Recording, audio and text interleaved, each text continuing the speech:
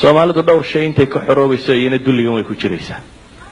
soomaalidu caqiidadan qabiilka ee diin iyo wadan iyo dhaqan iyo dadnimoba ka xooga badan intay jirto ee in reer loo gaaloobo.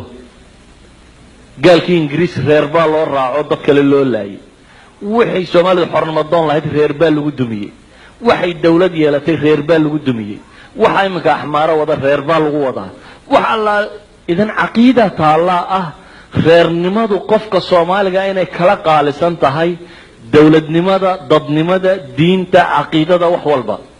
cadawga koowaad aan u arkayo mujtamaca Soomaaliyeed haysta waxa weeyaan caqiidada si qaldan ay soo haysteen. caqiidada waa in laga takhalusaa oo ay bedeshaa dadnimo iyo islaamnimo iyo Soomaalinimo dhaqan ay weynu bedela. hadi waaxida. kalabaad aan tilmaamayana waxa weeyaan bini aadamku markasta uu hadaf yeesho uu gaari karaa. aan ahdaaf waaweyn yeelana reerku waa wax yar misaga qof ma qaada qof han la reer ma qaado. reerku waa in yar dhowr kun oo qof ma isku reertiin.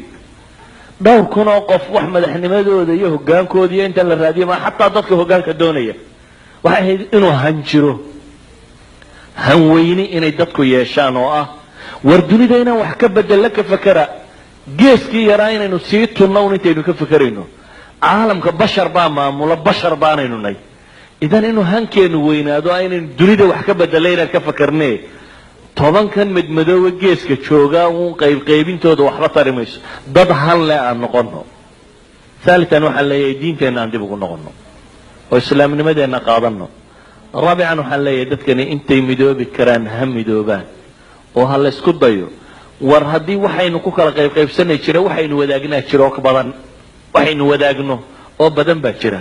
inahaasi waxaan is leeyahay haddii dadku ay ka fakaraan oo si ballaadhan uga fakaraan wax badan baa la qaban karaa.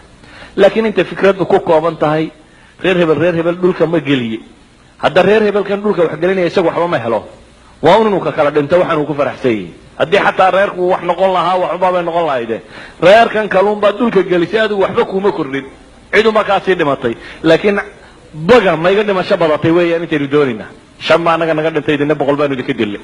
mar 105 Soomaaliya maad ciidda hoos marisay waxba kale maad kordhin.